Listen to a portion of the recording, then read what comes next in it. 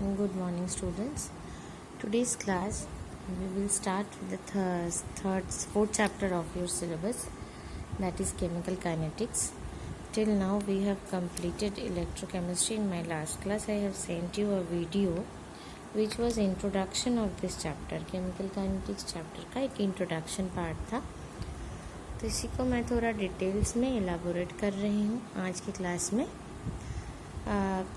सबसे पहले क्या है कि chemical kinetics we will first try to understand what is the meaning of this name of the chapter, and then we will see that what are the things that we need to study in this chapter. Okay, chemical kinetics, as you all know, kinetics means it is related to motion or movement. So chemical kinetics means obviously it will be related to the movement of the reaction or motion of the reaction. इसका मतलब है कि कोई भी reaction जब हो रहा है, हम कोई भी एक रिएक्शन ले लेते हैं A+B जिससे C प्रोड्यूस हो रहा है, तो quite obviously by seeing the equation you all can say A and B they are the reactants and C is the product of the reaction. Obviously this is a chemical reaction which is allowed. If I put the sign arrow put करने का मतलब है कि ये reaction allowed है, right. Allowed in terms of gives free energy, allowed in terms of thermodynamics condition, that अगर ए और B को हम मिक्स करेंगे या इसमें जो भी कंडीशन चाहिए, चाहे वो हीट हो, सनलाइट हो या कोई भी कंडीशन जो भी चाहिए, अगर वो हम प्रोवाइड करते हैं तो ए और बी रिएक्ट करके सी प्रोड्यूस करेगा. That is what it is allowed. That means इसका डेल्टा जी क्या है? डेल्टा जी इज नेगेटिव और आई can right delta G is less than 0. This is the condition for a feasible reaction. Reaction जो allowed है या feasible है उसके लिए ये कंडीशन है. तो ये रिएक्शन जब फिजिबल हो रहा है या अलाउड हो रहा है तब उसका हम क्या देखेंगे? इसका movement of the reaction we will study, जिसको हम केमिकल काइनेटिक्स बोलते हैं, right? So in this chapter what we are going to do basically is we are going to study the speed of any reaction. Speed means how with time how much the reaction is proceeding towards the forward reaction, right? Forward reaction लेके ही हम ज़्यादा concerned है, क्योंकि जब भी हमें product चाहिए कोई भी रिएक्शन का, जब भी हम प्रोडक्ट के लिए देखेंगे तो ऑब्वियसली उसका फॉरवर्ड रिएक्शन होना बहुत ज़रूरी है. तो वही इस चैप्टर में हम स्टडी करेंगे. In today's class we will see starting introduction part of chemical kinetics. Means speed of a reaction क्या है, क्यों हम स्पीड ऑफ अ रिएक्शन हमें कैलकुलेट करना ज़रूरी है, what is the relation between speed of a reaction and concentration of the reactants or products, or how to calculate the speed of a reaction. And then what we are going to see is what are the factors which affect the rate of a reaction, or we can write it as speed of a reaction, right? This is what we are going to see today. तो पहले हम speed of a reaction में आने से पहले या rate of a reaction में जाने से पहले हम देखेंगे कि why we need to study the speed or rate of a reaction, right?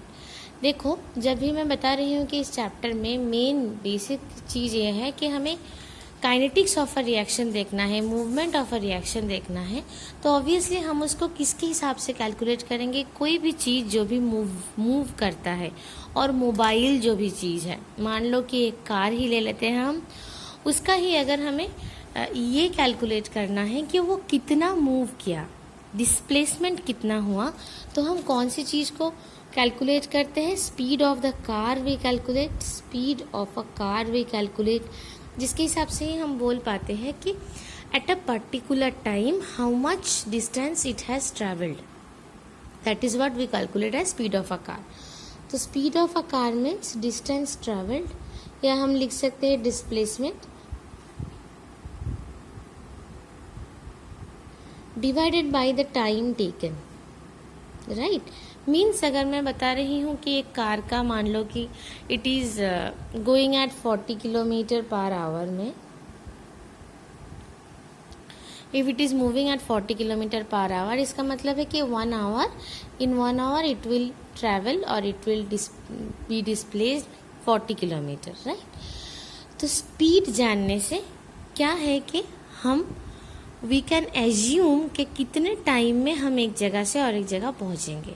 मान लो कि इस कार से जाना है हमें 80 kilometre, we need to travel from one place to another place where the distance is 80 kilometer. So obviously you can calculate if it is moving in uniform motion, so obviously it will take 2 hours to travel that distance. यही है हमारा इसका speed जानने का advantage, यही है, right. तो reaction में हमें स्पीड जानने का ज़रूरत क्या है। For any reaction when we will get to know the speed of the reaction, या इसको हम rate of a reaction बोलते हैं। rate of a reaction जब हम जान जाएंगे तो हमारे लिए क्या एडवांटेज है कि वो रिएक्शन स्टार्ट करने के बाद कब तक रिएक्शन चलेगा, रिएक्शन कब जाके ख़त्म होगा, कंप्लीट होगा। ए और बी को हम एक साथ में मिला दिए हैं तो it will obviously produce C, but our question is after how much time we will get the actual amount of C, that can easily be calculated by seeing the rate of the reaction. अगर हमें पता है कि इसका speed कितना है, rate कितना है, तो हम obviously after that particular time we will be able to collect the C, product को हम कलेक्ट कर पाएंगे, राइट। तो इसका एप्लीकेशन तो बहुत सारा है। मैक्सिमम बायोलॉजिकल रिएक्शंस जो भी होता है inside our human body, whatever reactions are going on, we can easily calculate. Digestion is basically a chemical reaction which is happening in our body. तो कोई भी food, you all know that after having food, some foods are called that it will be digested after a certain time, right. तो वो time मिलता कहाँ से है, basically it is application of chemical kinetics only. जो भी type का food हम खा रहे हैं, मान लो कि फैट, उसमें फैटी एसिड है, प्रोटीन खा रहे हैं तो अमाइनो एसिड्स हैं, after how much time it will be digested, that is basically after how much time the reaction will be completed. वो ब्रेक करके सिंपल फॉर्म में आने में कितना टाइम लगेगा वो कैलकुलेटेड है। So this is how the scientists can easily calculate and tell us that how much time the food will take to get digested, right? तो बहुत सारा एप्लीकेशंस है ये केमिकल काइनेटिक्स का। अभी हम देखेंगे कि ये रेट ऑफ अ रिएक्शन कितने सारे टाइप्स का है और रेट ऑफ अ रिएक्शन हम कैसे एक्चुअली कैलकुलेट करते हैं, right. So first we will know, जैसे कि स्पीड ऑफ अ कार, इसका रिप्रेजेंटेशन क्या है कि डिस्टेंस कितना ट्रैवल हुआ divided by time taken, at a particular time कितना डिस्टेंस ट्रैवल हुआ, उसी को हम स्पीड ऑफ अ कार बोलते हैं। तो एग्जैक्टली सिमिलर वे में अगर हम speed of a reaction calculate करना चाहेंगे, इसको हम स्पीड ऑफ अ रिएक्शन बोलते हैं, रेट ऑफ अ रिएक्शन भी बोलते हैं, सेम चीज़ है। तो obviously we need to calculate it on the basis of some quantity with the time taken, with respect to the time taken। तो हमें रिएक्शन में ऐसा एक क्वांटिटी देखना है जो कि टाइम के साथ चेंज हो रहा है। जैसे कार में हम डिस्टेंस इसीलिए लिए थे क्योंकि टाइम के साथ कार का distance travelled is getting changed. Obviously reaction में तो हम डिस्टेंस नहीं ले सकते हैं क्योंकि रिएक्शन में रिएक्टेंट्स या प्रोडक्ट कोई भी डिस्टेंस या डिस्प्लेसमेंट नहीं हो रहा है उसका, राइट। तो हम स्पीड ऑफ अ रिएक्शन जब कैलकुलेट करेंगे हमें ऐसा कोई एक पैरामीटर चाहिए जो कि टाइम के साथ साथ चेंज हो रहा है। वो क्या है, रिएक्शन में होता है कि दोनों का कॉन्सेंट्रेशन चेंज होता है, राइट। मान लो कि अगर हम ए का 3 मोल्स लिए हैं, बी का 1 मोल लिए हैं, तो obviously after the reaction is getting completed some amount of C will be produced, तो इसका भी concentration change होगा and obviously from this 3 moles little bit amount will be reduced, from 1 mole little bit amount will be reduced। तो change कहाँ basically हो रहा है, concentration में हो रहा है।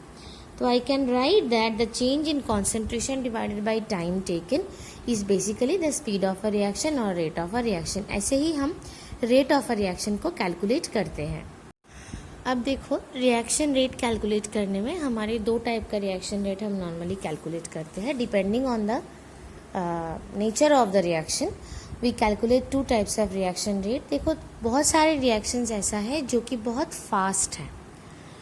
जैसे कि मैं एक एग्जांपल दे रही हूँ, carbon plus oxygen, it is forming CO2.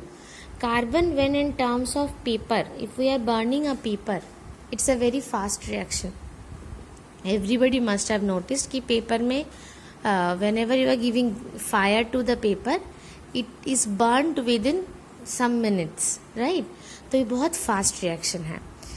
अगर जब भी ऐसे फास्ट रिएक्शंस होता है तो उसके लिए हम either of this two, average rate या इंस्टेंटेनियस रेट, दो टाइप का रेट हम कैलकुलेट करते हैं। फास्ट रिएक्शन में दोनों में से कोई भी एक कैलकुलेशन इज अलाउड, मतलब दोनों ही कर सकते हैं हम, जो भी रिएक्शन फास्ट होता है। लेकिन बहुत सारे ऐसे रिएक्शन है, actually most of the reaction 75% of the chemical reactions are very slow, बहुत स्लो होता है रिएक्शंस। जिसका एक बहुत अच्छा एग्जांपल है कि I am giving one example as H2 plus I2 forming HI, twice HI. This is a very slow reaction. Hydrogen और आयोडीन को मिक्स करने से जो HI प्रोड्यूस होता है, ये बहुत स्लो रिएक्शन है। It takes almost 1 day, more than 24 hours it take to complete the reaction. And 75% of all the chemical reactions are of this type of slow.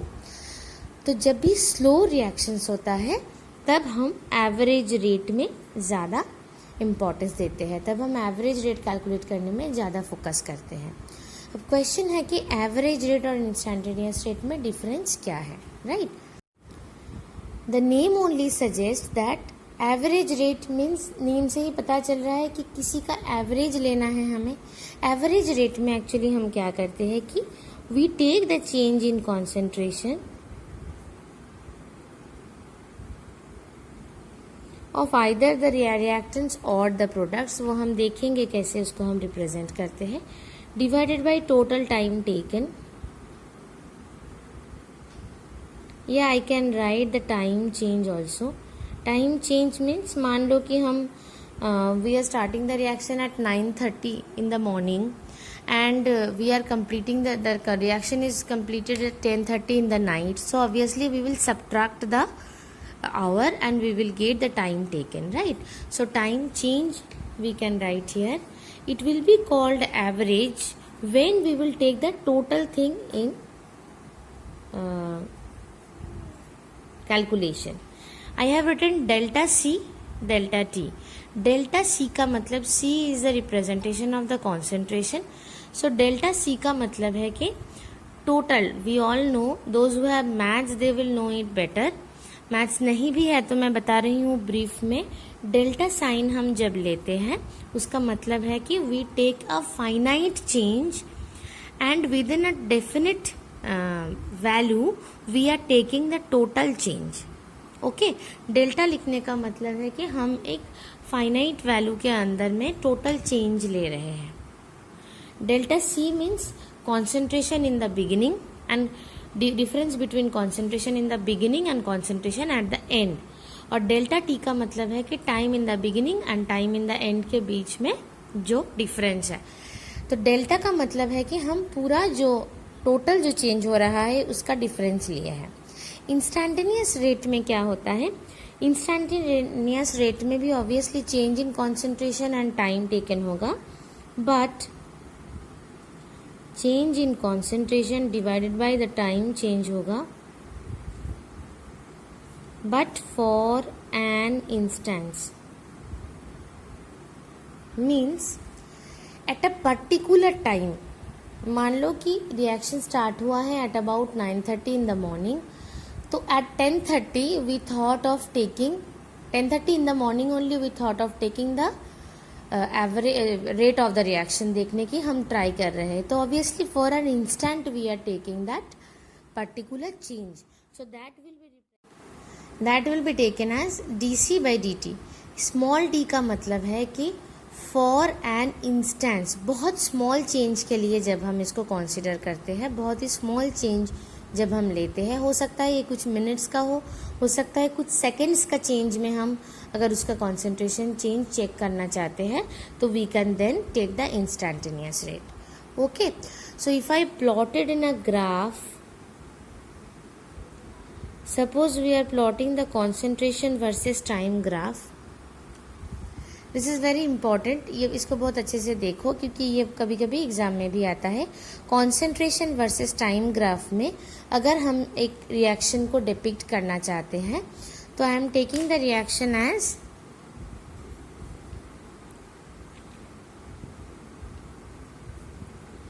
A plus B giving C.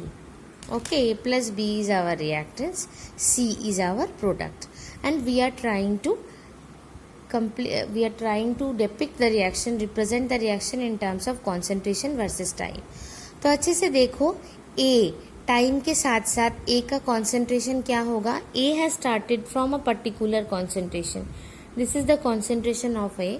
Third bracket में A लिखने का मतलब है concentration of A. We have already learnt in class 11 equilibrium chapter में.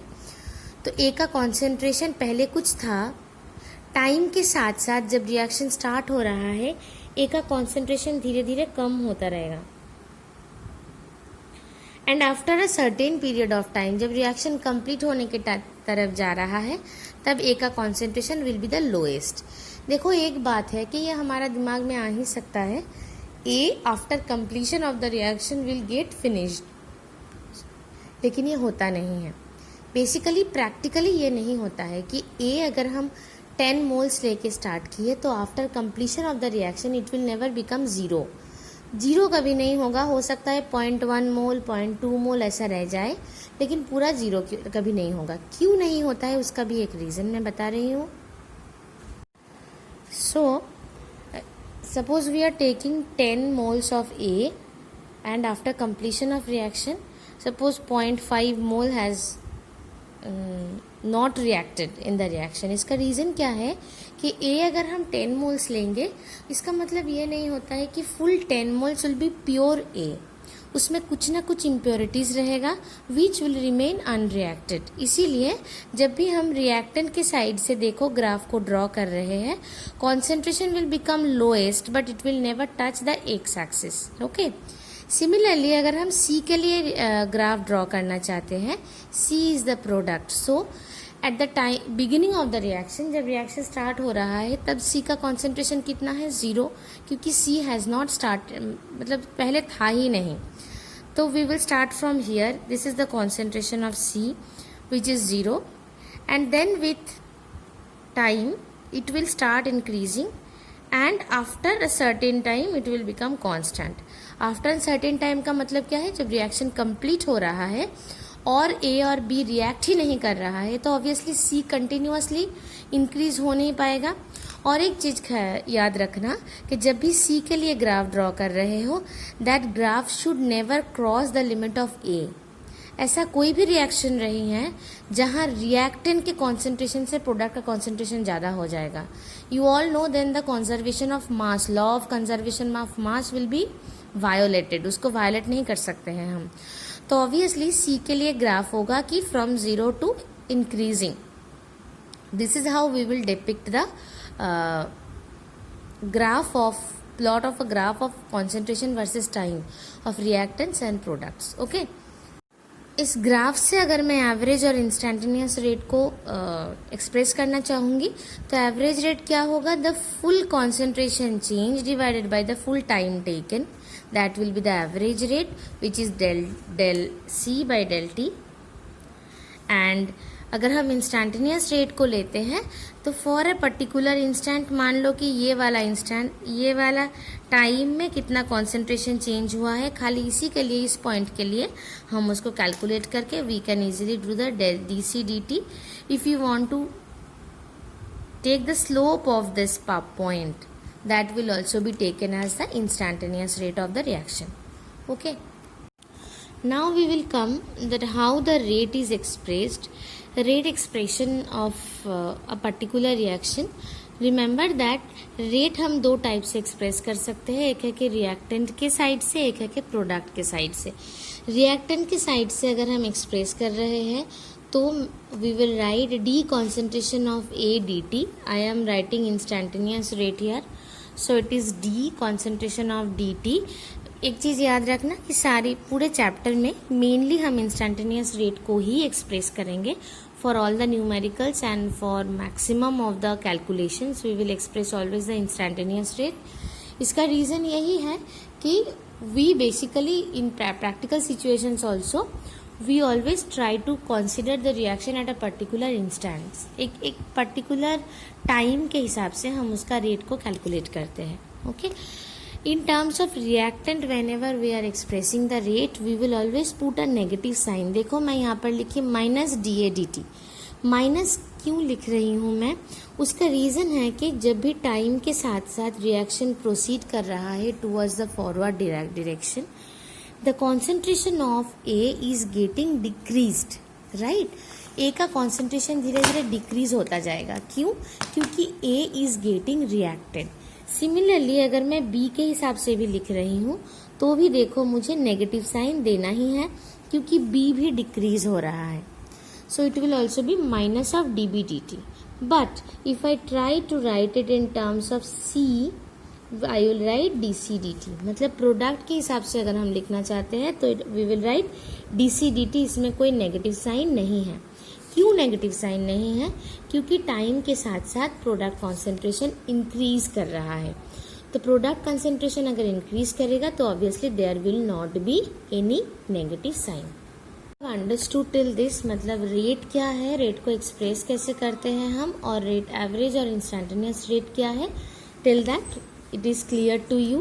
Now we will see a small thing, that is factors affecting rate of a reaction.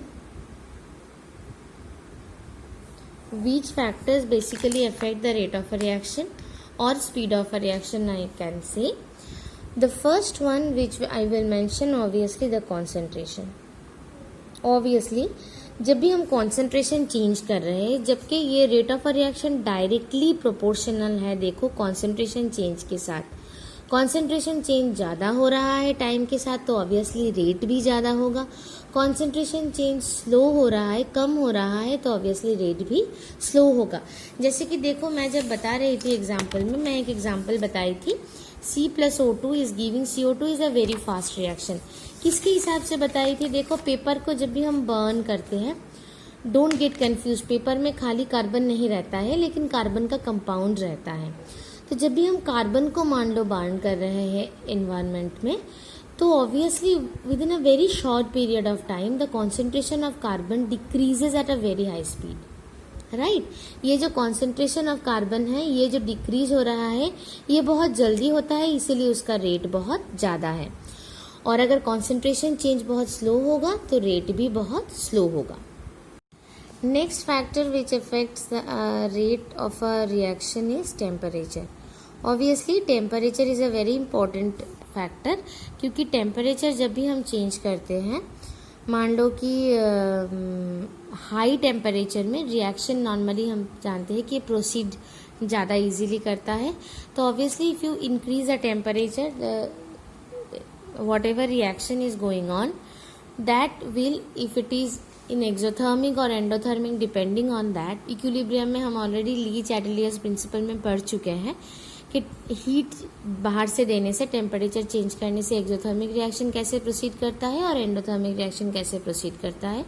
उसी के हिसाब से अगर हम टेम्परेचर इंक्रीज करेंगे तो obviously this concentration change will get increased and obviously rate will also be increased. Right. और अगर टेम्परेचर को धीरे धीरे करके हम कम करेंगे, डिक्रीज करते जाएंगे, तो basically what happens is the molecules get little bit of slow. Molecule का जो मूवमेंट है वो स्लो हो जाता है.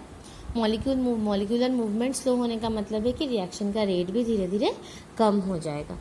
The third factor which is important is the catalyst. Catalyst, we all know that positive catalyst helps in increasing the rate of reaction. Right. Rate को मतलब जो भी स्पीड है उसको इंक्रीज करने में या रिएक्शन को फास्ट करने में कैटलिस्ट का बहुत इम्पोर्टेंट एक काम है. So the rate of a reaction is dependent on catalyst. But एक चीज़ हमेशा याद रखना, कैटलिस्ट कैन नॉट स्टार्ट और stop any reaction. Catalyst reaction को कभी स्टार्ट भी नहीं कर पाएगा, स्टॉप भी नहीं कर पाएगा, खाली उसका स्पीड को इधर उधर कर सकता है. And obviously if I give a positive catalyst, so the reaction rate will be faster.